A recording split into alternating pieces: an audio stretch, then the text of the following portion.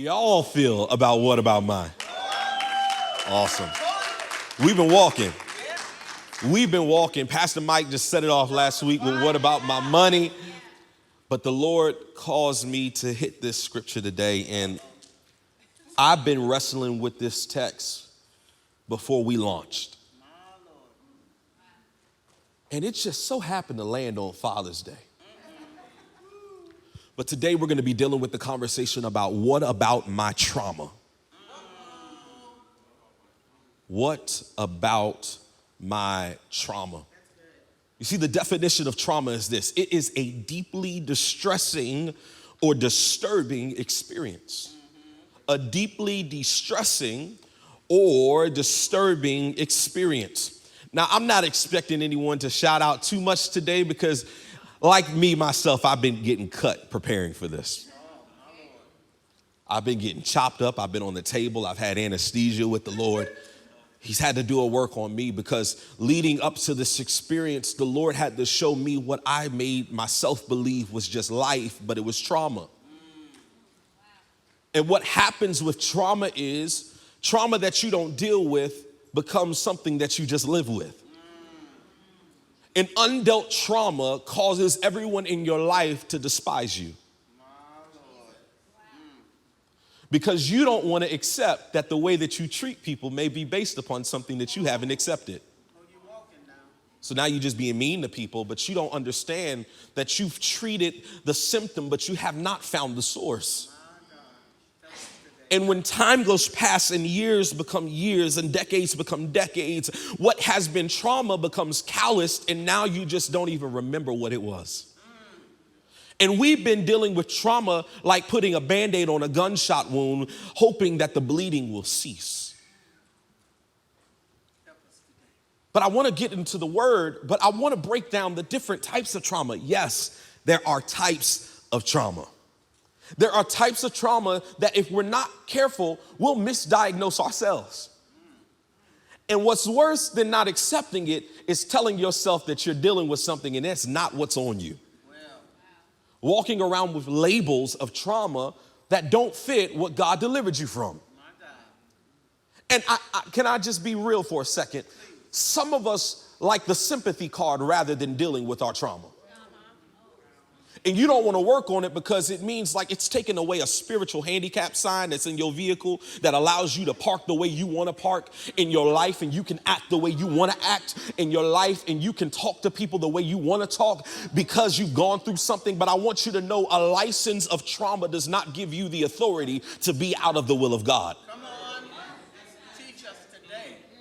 Your trauma is not a pass to live ungodly. Your trauma is not a permission slip to sin. Your trauma is not the authority that tells you you can treat people like crap. But the Lord knows my heart. I've been through something. Oh, y'all don't know what my testimony. It's not a testimony if you haven't been delivered. It's just an experience. We will overcome by the blood of the Lamb and the word of our testimony. You can't call it a testimony if you won't let him give you the words. That's your words.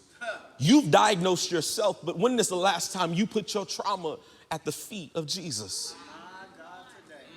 He may tell you something a little bit different. He may tell you that it's self-sabotage and not your daddy. There's three types of trauma, and I want you to see this. Number one is acute trauma. Okay. If you're a note taker, you're going to love the day.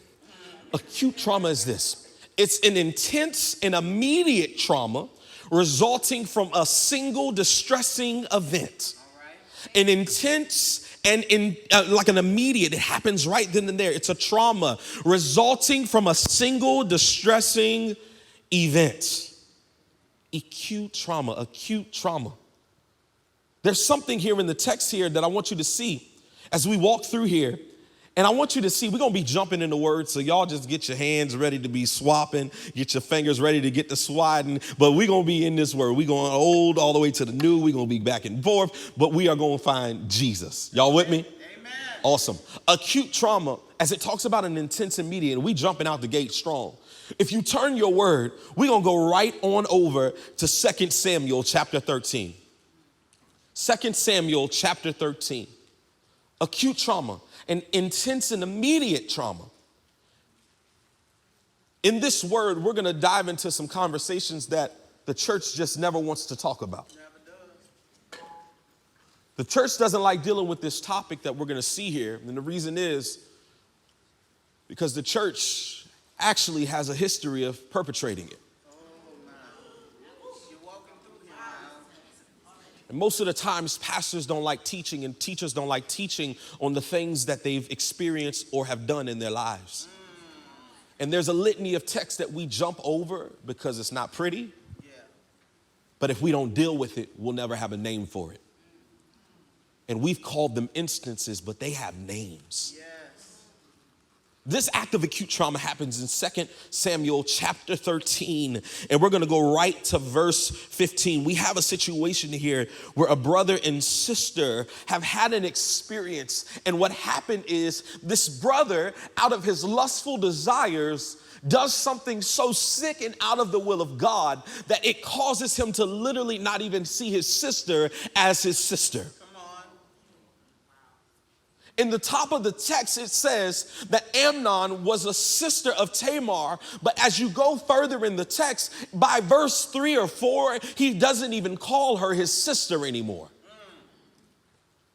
Some of us have an experienced trauma, an acute trauma that causes the people in our lives who should love us, treat us in a way that is so ungodly, it's like we're not even related.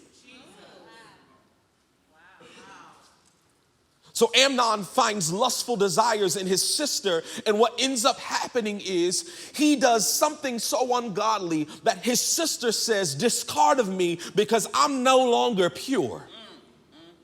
And some of us in this room, our trauma did not start from a place of anger or a place of just being promiscuous. Our literal trauma started from a place of innocence.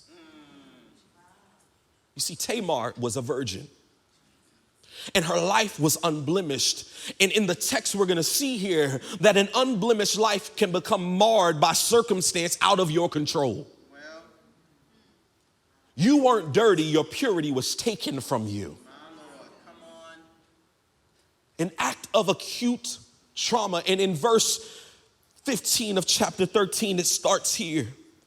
And it says, so Amnon hated Tamar with such intensity that the hatred he hated her with was greater than the love he had loved her with. There's nothing worse than you having a trauma that you don't want and it begins to feel like love. How can I long for the person who's hurt me? How can I long for the instance that has broken me? How can I have a desire for what I hate? And then to find out that the love that you said caused you to hurt me, you no longer feel. Amnon did this disgraceful deed to his sister by raping her. Yes, raping her, a word that we don't say in church because we don't like to put a word to the trauma, because when you assess the trauma, you have to deal with the trauma. He raped his sister, and he did it out of his own ungodly love. And some people have hurt us in this room physically, sexually, mentally, emotionally, and they even have the nerve to say it was out of love. But I want you to know that even when they say that they're doing it in a meaningful way, that trauma still is trauma. Yes, it is. Yes, it is. Wow. So Tamar's now feeling this stress. Now you've done this to me, you've disgraced me, and you said you did it out of love, and now you no longer want me. Look in verse 15, it goes on to say that he cries out to her, get out of here. And in verse 16, she cries out, no, sending me away is much worse than the great wrong you've already done to me. But he refused to listen to her. Instead, he called to the servant who waited on him, get this away from me. When you wanted to cause me pain, you coerced me. When you wanted to cause me hurt, you literally made it feel like I wanted what you did. You tried to convince me that your ungodly character was of the will of God.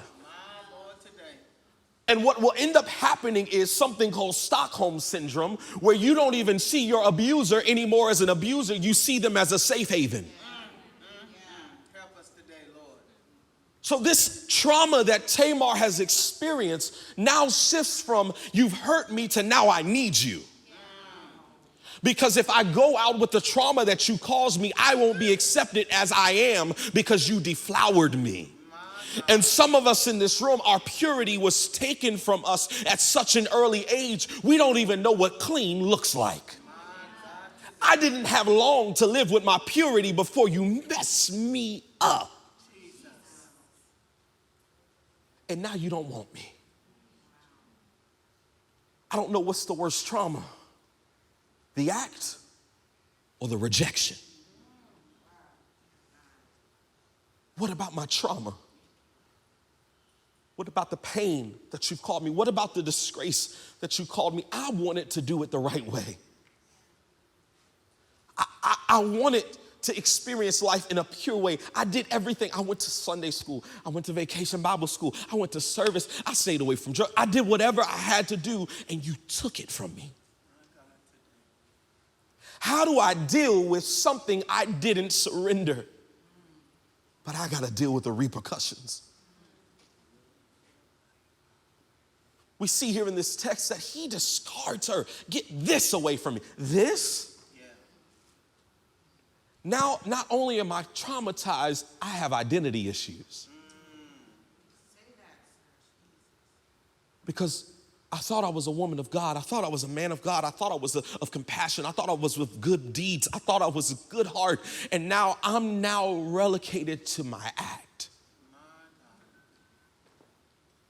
So now I'm no longer a child of God. I'm just molestation. I'm no longer pure. I'm just an addict. I'm no longer holy and righteous. I am literally a tool for pleasure from someone who has something over me that I did not want. And what ends up happening here with trauma, and I want you to see this out of acute trauma, what will end up happening is it will activate something in you in a defense mechanism that will scar you for the rest of your life. Yes, come on. And now your love has a filter. Because I can't love you unconditionally, I need to vet your compassion. And what happens is you'll come off thinking that I'm rude. I'm not rude. I just need to know that you're not going to hurt me before I open myself up to you. It's nothing to do with your heart. It's everything to do that I never want to feel what I felt again. And there's an inner battle and an inner struggle because my trauma is fighting with my Christ-likeness. Because your word says to love, but my heart says I can't. Your word says to love like Christ loved the church. How do I love my wife when a touch doesn't feel pure anymore? Come on. You said sacrifice, serve, give. How can I give when I've never been restored?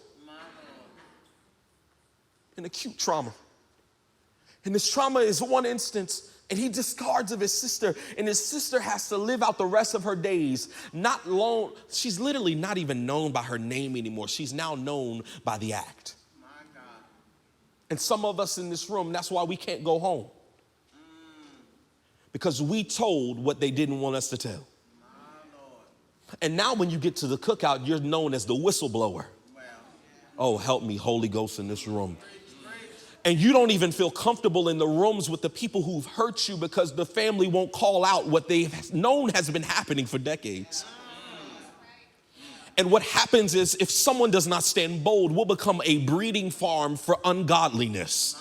And we have generations being scarred after generation being scarred by that perverted uncle who no one will deal with.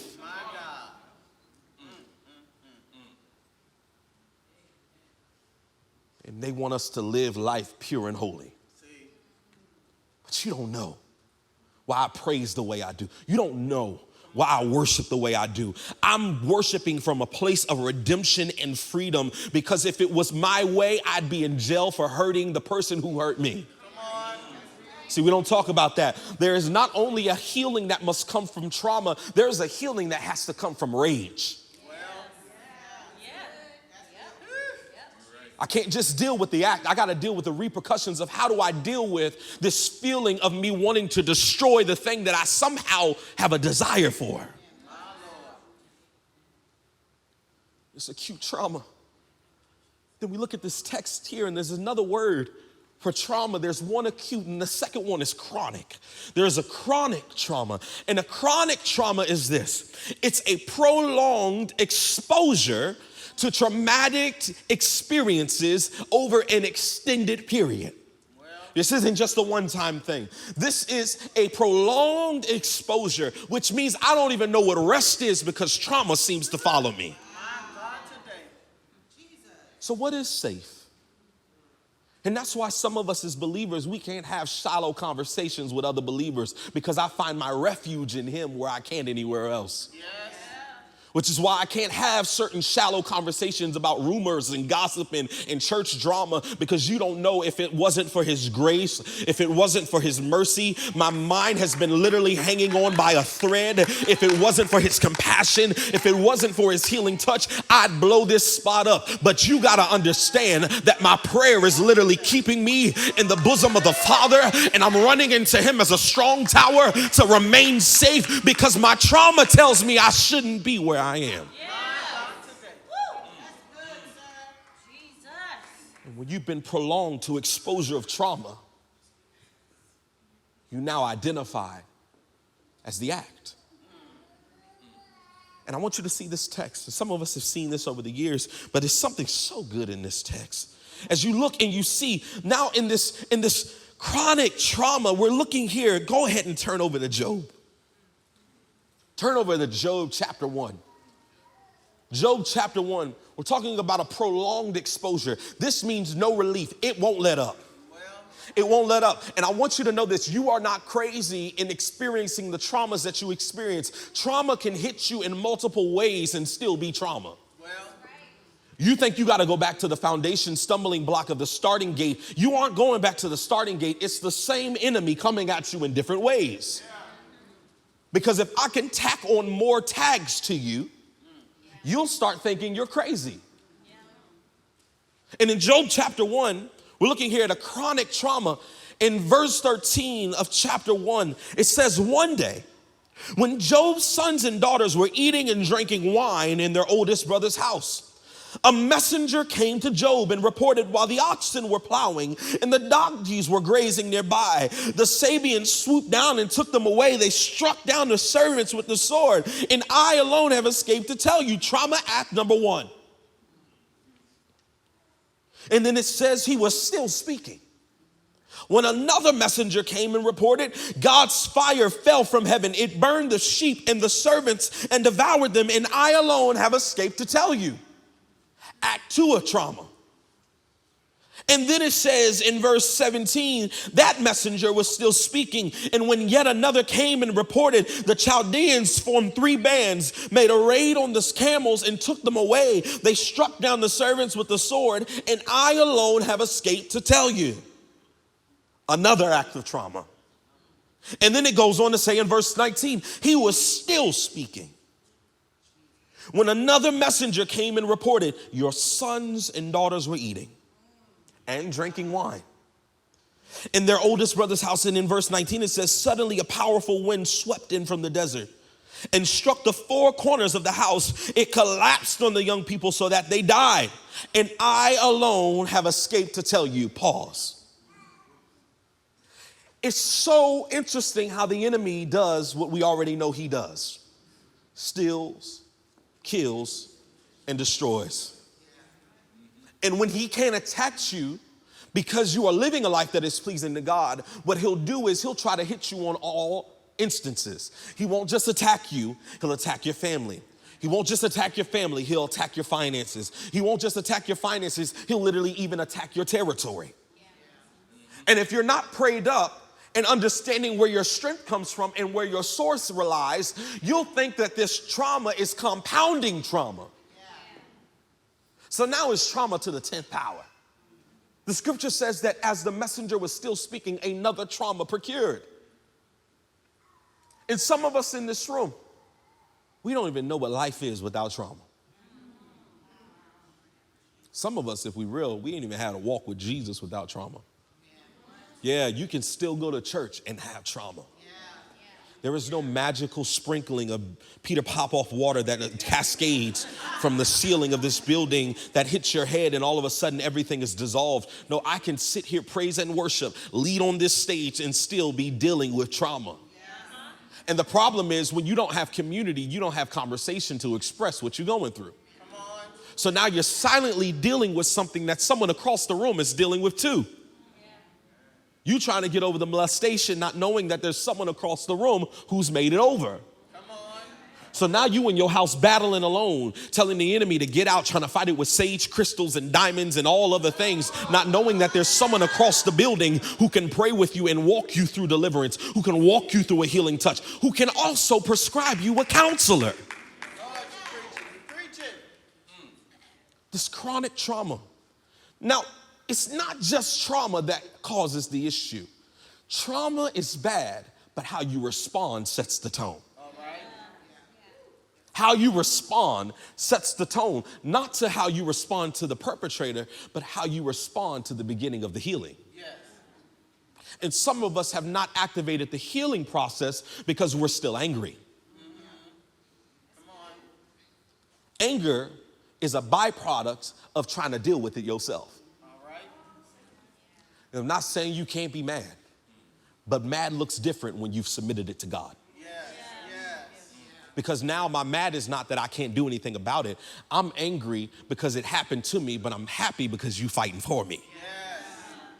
But there's a different type of anger. Now, I'm going to be transparent with you. There is a different type of anger when I've thrown my hardest punch at you after you've done me so dirty and it lands like a tissue punch. It didn't even affect you. You don't even care. Even when I post subliminal messages, you don't even care. I done blocked you on Facebook. You don't even care. I done told the family about your mess. You don't even care. Now you done pissed me off. So now what's happened? I've been hurt, but now I've sinned. Yeah, let's talk about that. You can be hurt in trauma, but based out of your response, you can now be in a sinful nature. And what happens is you now live in a sinful nature and don't respond in repentance because now I'm doing this out of a sense of protection. All right, come on. What Satan really wanted from Job was to curse God. Yeah. That's all he wanted. Right. There was nothing else that Job wanted out of messing with literally having Satan throw everything at him. Satan wanted him to curse God. That's right. And the enemy wants to do the same thing with you. I know what you're thinking. I'm not as good as Job. No, but you serve the same God as Job. Yes. You may not even have all the territory as Job, but you serve the same God as Job. Yes. And if the enemy would try it with one of his best, what makes you think that you are immune? Well, sir. And the enemy asks for permission. Come on. Can we do this real quick? I got a few minutes and I want to walk this. Satan tried to distract Job just off of his unilateral relationship with God. What makes you think that the enemy is not going to come after you after you've been graced the blood of Christ? Come on. You've literally been given access literally to the Son of God. Yes. Not like I know him. That's my boy. Yeah. He calls me friend. Yeah. Like, I don't know how y'all talk to Jesus, but I'll be like, bruh. I don't know if I can take this today, Jesus. Like, and that's the problem. Some of us be praying in King James Version, and that's why you can't pray no longer than a minute because you run out of words. There's only so many thous, theys, and thus. You got to talk to Jesus in a personal way because you are dealing with me in a personal way. You're loving on me in a personal way. So why would my conversation not reproduce what it is that you do? If you embrace me, why would I not talk to you like the one who's been embraced? I don't know about you, but when I'm in trouble and I'm mad and my mom gives me a hug, it's a different type of talk. I respond differently. Why? Because your care and compassion shows me that you don't want to harm me. You're actually here to help me. And the problem is, as believers, when we're going through trauma, when we don't seek the helper through the Holy Spirit, we literally get ourselves in the doghouse. But look at Job's response. This is chronic trauma. Job's response after literally having everything happen in his life. In verse 20, it says this. Verse 20, it says, then Job stood up. He tore his robe, shaved his head. Pause. Some of us have done all of this. We done tore our robes. We done shaved our heads. We done fell to the ground. But we don't worship. Come on. When's the last time you worshiped in your trauma? Because what we usually do in our traumatic experiences, even in the mindset of remembrance of the traumatic, is we find a coping mechanism to help us deal with what we don't want to worship about. Yeah. Which is why some of us in a season of molestation have found a way to pornography, because we don't want to deal with the worshiping moment of surrender. So now I cope. Yeah. Come on. Some of us who have literally grown up with alcoholic parents, we find our way to the bottle because it helped them, I think. So if it worked for them, and they could have been worse than they were. My Lord. And I'm good, right, God? I'm kind of good. So, and I know I don't have a problem. So I'll just take a fifth. Because I saw my dad drink a bottle.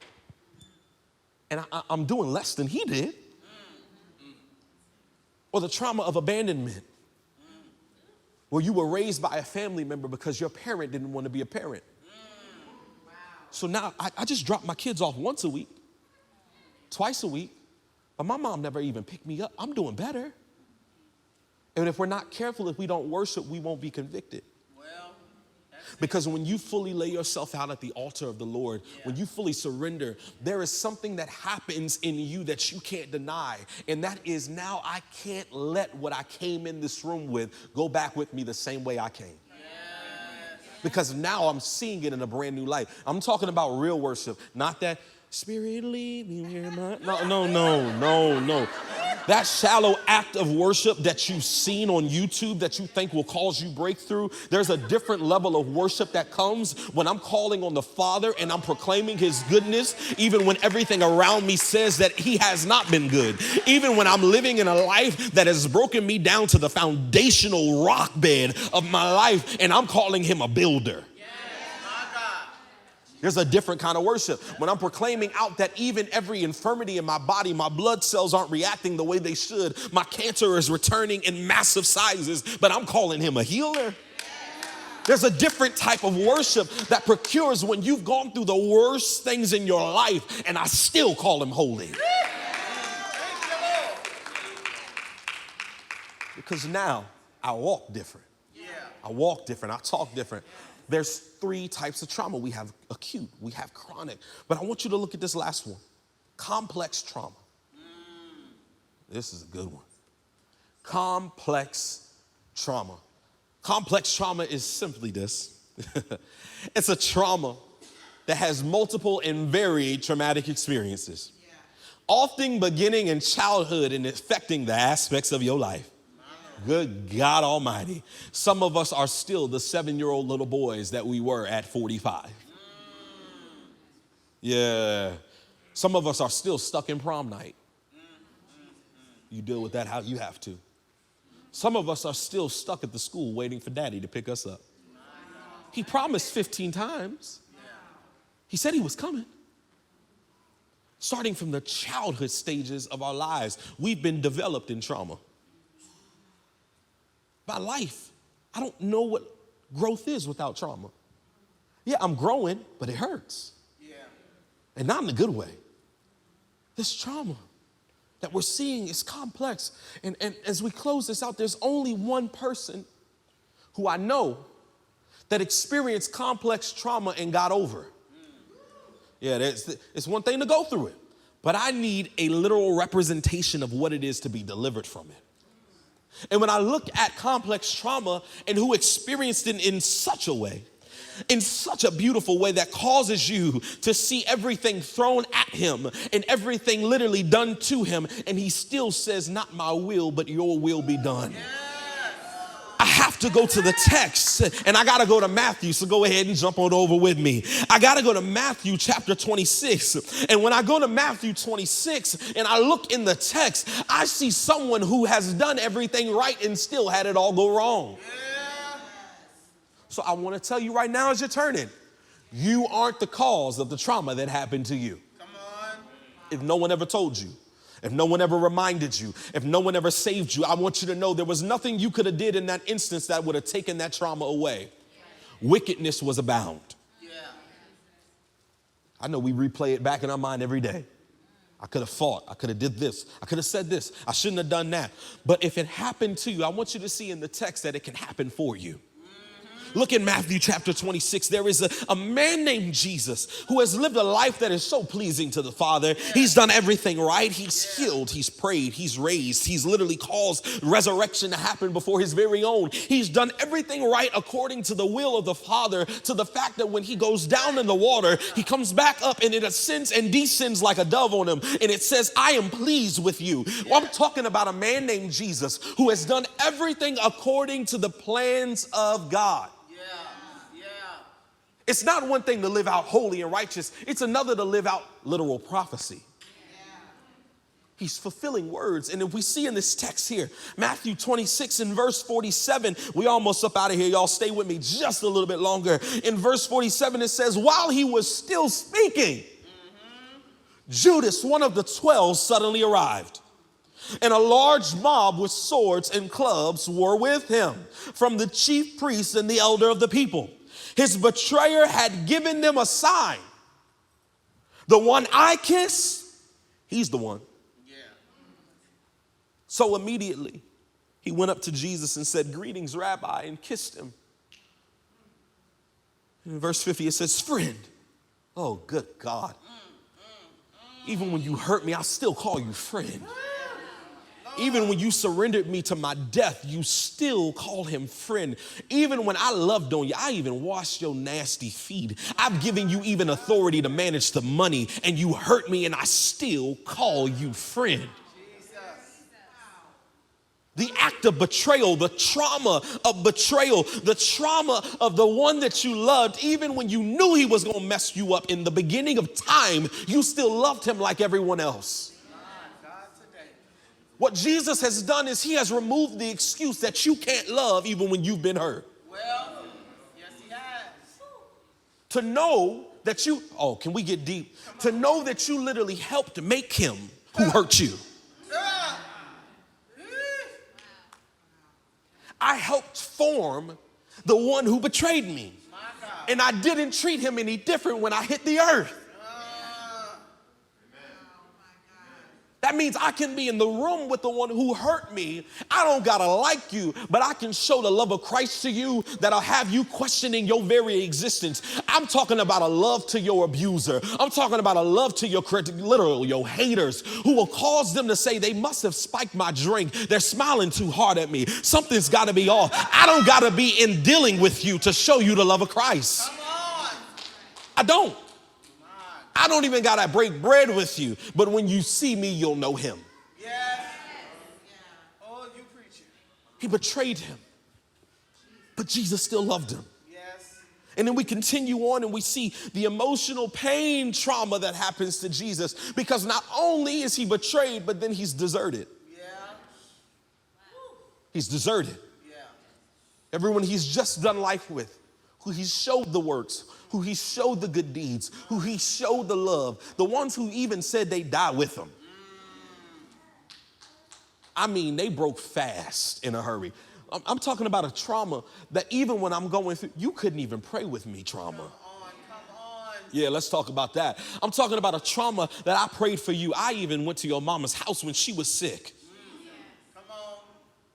I even got you up out of the boat Well. from fishing and then saved you behind when you were sinking. I'm talking about a love that was given that surely you could at least reciprocate an hour with me. Well. And some of our trauma didn't come from the act. Some of our trauma was reintroduced when we cried out for help and didn't get it. To cry out, to finally speak up and then being given a shorthand. Yeah. It makes you never want to talk again. Come on. It makes you never want to say it again because I did what they said do and it only caused me more pain. Yeah. Jesus was literally abandoned. Yeah. And then we see here, turn over to Matthew chapter 27, and we almost done up out of here, y'all. Matthew 27, we see that Christ is experiencing a trauma that literally has given him every right to not love us anymore. Yeah. And in Matthew chapter 27, verse 27, I want to talk about the trauma of humiliation. In verse 27, there's a trauma that happens, and then it says that then the governor's soldiers took Jesus into the governor's residence and gathered the whole company around him, and they stripped him and dressed him in a scarlet robe. You've not only taken me out of my will of being good, but now you've even taken me to a place of humiliation, of nakedness. And in verse 29, it says, they twisted together a crown of thorns, put it on his head, and placed a staff in his right hand. And they knelt down before him and mocked him.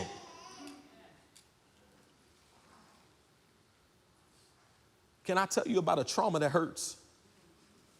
When you shared your trauma and they mock you. Well. You just a liar. That ain't happened to you. Well. It wasn't that bad. It wasn't even that serious. You still alive. Well, my God. Trigger words. Literally gaslighting your trauma. Yes. It's one thing for me to already have a traumatic experience, but now you are mocking me into a place of wrath that if I'm not careful, I'll act out, and now I got to seek the Father for forgiveness. Yeah. Come on. They beat Jesus. They mocked him, placed a crown of thorns on his head, giving him a staff. And after they mocked him in verse 31, they stripped him of the robe and put his own clothes on him and led him away to crucify him. They led him away. Now, I don't know about you, but if all that happened to me, I'm not Jesus, so y'all just know that. Woo. I would have fought back at the moment Judas kissed me. I'm just be real with you. We wouldn't even made it out the garden. He made it all the way to Pilate's house, and all. I wouldn't have made it. I wouldn't have made it. But can I submit to you this? That the story doesn't end there. Right. That Jesus, after being crucified and dying, rose from the grave with all power and authority, defeating death and giving you eternal life. Yes. But can I submit to you this? Before Jesus defeated death, he defeated trauma. Because I had every reason to not give you what I said I was going to give you. Well. Because the one I'm giving it to did this to me. Yeah. So Jesus had to defeat the trauma of being literally betrayed. He had to defeat the trauma of being broken. He had to defeat the trauma of being abandoned. He had to defeat the trauma of being literally beaten. Yes. He defeated that and then chose to get back up. Yeah. That's just proof to show that there is resurrection power to defeat the power of trauma in your life. Yes. Now, as we close this out, there's something I want you to see here, and it's just something quick, but the only thing that has literally bound us all together in this room outside of the love of Christ, and it goes all the way back to the beginning of time, was trauma.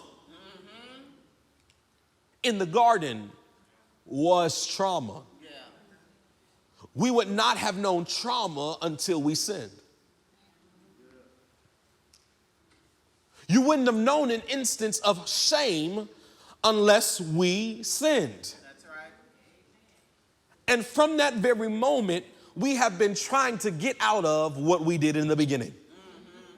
From the garden all the way to Cain and Abel, from Cain and Abel all the way to the Tower of Babel, from the Tower of Babel to Tamar and Amnon, from the Tower of Babel to Tamar and Amnon to David seeing Bathsheba on the rooftop, from David and Bathsheba all the way to Rahab having to literally save some men and leaving her profession, all the way to walking to the point of Jesus being beaten. Yeah.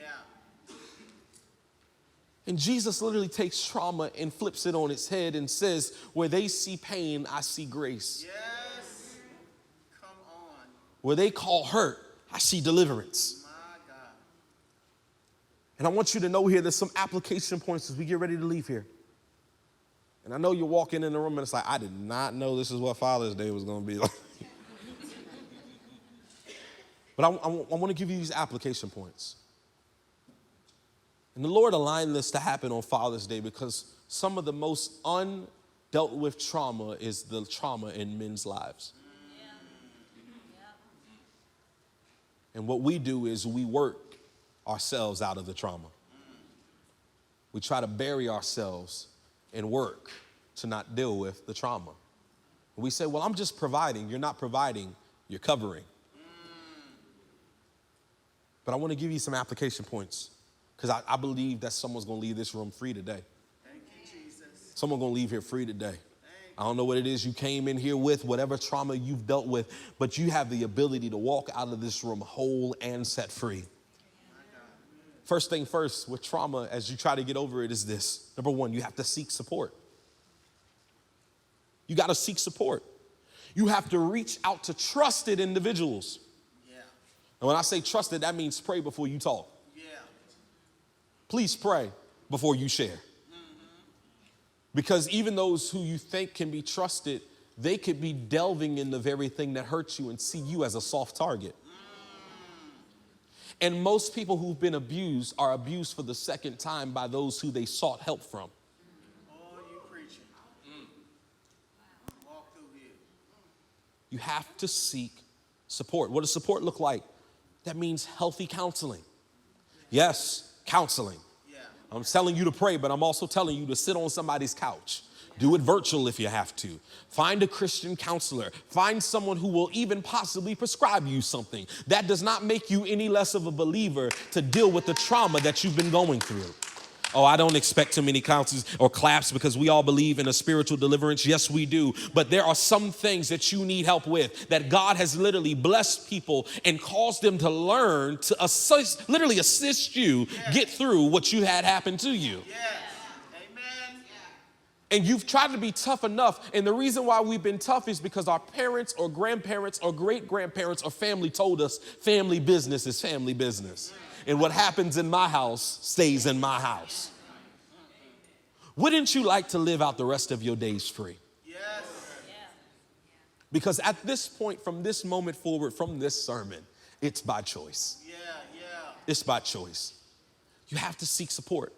And after seeking support is this, you have to trust God's plan. Yeah. Trusting God's plan looks different because God's work in his life through your life literally may cause you to have to accept some things that you don't want to let go. You have to trust God's plan. Not only the fact that the plan that happens post-trauma, you have to be able to say, I trust God's plan of what led up to the moment in my life. And that you're sovereign throughout it all. I trust God's plan. Here's the third one here. You have to surrender to Christ. You have to surrender to Christ. What does surrendering to Christ look like through trauma? It means inviting Jesus into your trauma. You have to invite him into the pain that you are going through. Well. Jesus did not die on the cross for you to deal with it on your own and then come to him waiting for a gold medal or a sticker saying, don't you like how I got over? Well. You think that he literally was beaten, had a crown of thorns placed on his head, defeated death for you to give him an assist? Well.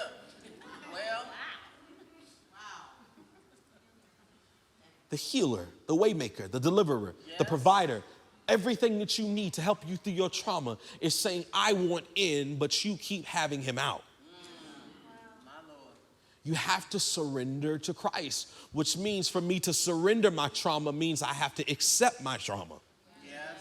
And you accept, can we defeat the lie of the enemy? You accepting your trauma is not you accepting that it happened for you or it happened to you because you wanted it. I'm accepting that it happened so now I can deal with it. Yeah. You're not approving it by accepting it. Yeah. You're accepting it to surrender it. Yes. I'm accepting that I've gone through this instance of pain in my life and now, Lord, I'm honest with you, I can't take it. Yeah. I can't handle it. And honest, I don't want it. Well. I really don't. I've tried. I tried to smoke it away. I tried to drink it away. I tried to sleep it away. I've even tried to busy it away. And it just won't go. It just won't go. I've even tried to find like-minded people who have trauma like I do so we could talk about it. Yeah. Trauma even causes you to seek out people who look like you. And if you're not careful, you'll have a pity party instead of a deliverance group. Now, what does that look like? I'll go over a few. I don't care. What does that look like? It looks like you not being able to be literally rebuked for literally lulling in your wayful thoughts. It'll cause you to literally sit with a group of people who will literally patronize your whining rather than telling you to go see a counselor. It'll cause you to find people who will try to one-up you in your pain every time you talk. Girl, I'm just dealing with some depression today. You know what? I've literally gone through depression all week, and you don't understand. This depression is crippling. And now y'all over here going tit for tat with your issues, having trauma wars. If your circle looks like your traumatic experience, you have Stockholm syndrome. And you don't know what life looks like without being around the people like the ones who hurt you. That's why you keep dating the same guy.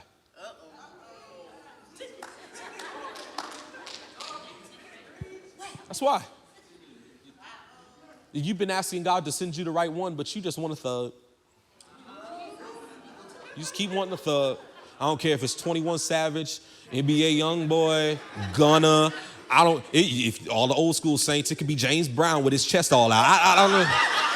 Look here, we ain't finna discriminate against generations. The older saints had y'all's bad boys too.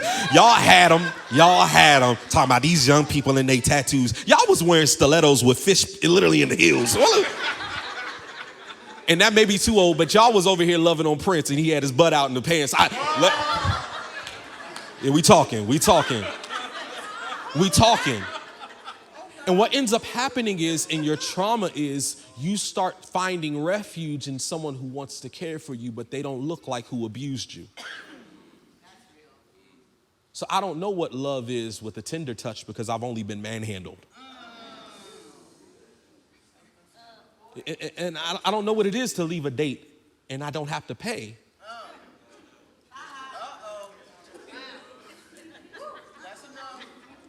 And I don't know what it is to be a father to my child and love on them the right way because no one loved me. And that means I just got to be the same type of parent I was because I turned out all right. No, you're broken. You don't even know how to love on your children or give them a hug because you don't know what healthy touch is. And you don't even know what healthy rebuke is. In the beginning of my fatherhood and parenting, I had to literally gauge what actual correction was because the only correction I knew was pain.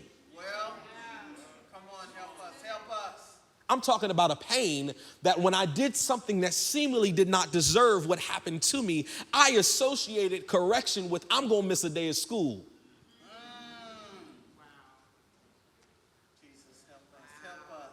So what I had to do was I had to literally seek the Father and say, what is actual correction in your eyes? Yes. What does actual healthy love look like in your eyes? It means even saying, I love you. Yes. Yeah. Some of us are still longing from that I love you from your dad or from your mom that you never got. Talking about trauma, you have to surrender that to Christ. And once you surrender to Christ, I want to go to this next one as we close out. You have to share your story. And what ends up happening with this is we do this out of order and we share our story before we surrender to Christ. So at that moment, now we're seeking literal high fives in our trauma rather than trying to help someone through their deliverance. Because when you're sharing your story from a safe place, from a healthy place, from a free place, I'm giving my testimony to assist in deliverance rather than looking for cohabitants in my depression. Wow. You have to share your story. Once again, we will overcome by the blood of the Lamb. That's already been given. But by the word of our Testimony. a testimony. And trauma not dealt with is a trigger and not a testimony. Come on. It's a trigger. Yeah. And that's why some of us can't even tell our whole testimony because we get triggered as we're telling it. So what was supposed to help someone through deliverance now got me mad. And now I'm going on an 8-week bender of not living righteous anymore because now I'm angry again. Yeah. Come on. But when you surrender that trauma to Christ, when you surrender that trauma to the Lord and you say, God, you got to help me through, which means I may have to go through a season of silence Come on. before I tell my story. Just because you went to look here, we about to pray. So I'm going to dismiss y'all. We're going to do the after party. Sorry, YouTube. I'll catch you next week. All of that's going to happen. Y'all can go home. We're going to pray, but I want you to know, as you walk out of this room in the moment of deliverance, that does not mean log into your Facebook and turn your live on. Because what happens is, in haste, we begin talking before the deliverance is happening. And what happens is we're not sharing our testimony, we're sharing our grievances. And then we wonder why people don't want to assist us or help us or talk to us or even share with us. And we get mad when they share their truths to someone else, even though they're close to you. Because you can't even be trusted with your own hurt. So as we walk through this, be healed and then be released. If you aren't comfortable in sharing your story yet, hold on. And sharing your story is not all the gory details. All right, let's talk. Because some of us literally launch smear campaigns instead of deliverance campaigns. We want people to hurt like we hurt to literally gratify why we are the way that we are. When you share your story, it has to be in a Christ-like manner. I want to take time with this because I see so many believers do more damage than they do hurt when they're actually sharing their story. And you make the kingdom look bad because you're talking out of your flesh instead of a place from freedom. Well, my pastor said to tell my story. I ain't tell you to do none of that. I ain't telling them to do none of that. Any YouTube videos that go up and they be like, MOTIV8 Church, No, that won't us. That won't us. When you share your story, I'm going to tell you what happens when it's from a healthy place. There's something that follows from the moment you share. Come on. Freedom, deliverance, hope, and joy. But there's also something that happens when you share your story, and I'm closing this out. As you share your story, you have to be prayed up because what happens in your moment of sharing comes deliverance.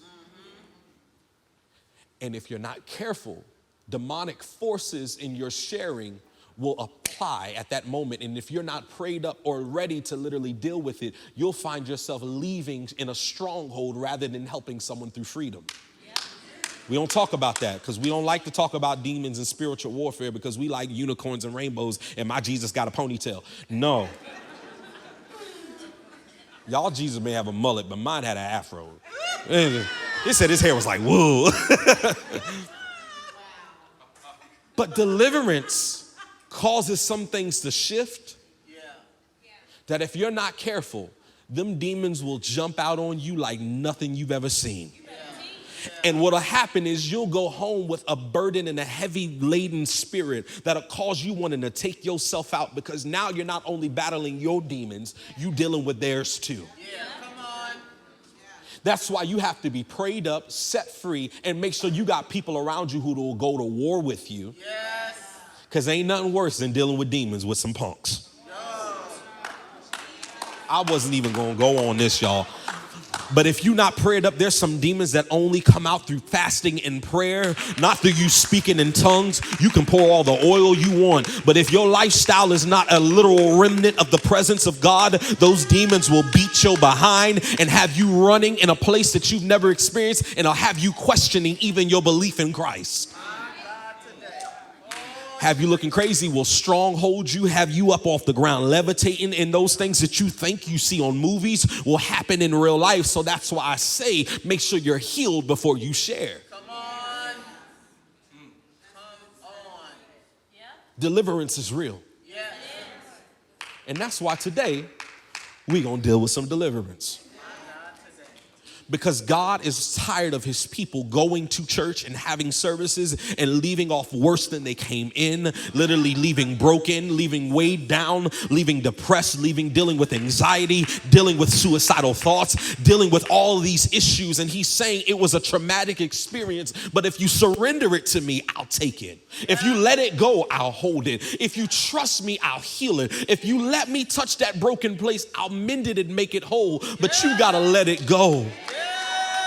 Hey family, I pray that you were blessed by today's word. If you were, I want you to do this. Hit those comments up just like you're in the room and shout me down. If this has impacted your life and you want it to impact someone else's, hit the share button, hit like, and hit subscribe. We want you a part of our E-family. If you have not yet, meet us in person in the room at 10:30 a.m. on Sundays. I know online's great, but we want to meet you and do life with you. Catch a flight, catch a train, get in the car, turn the Spotify playlist on and make a road trip out of it. But we want to connect with you. I pray that you have an amazing week, that your life is transformed, and that blessings follow you and chase you down for the rest of your life. God bless you. See you soon.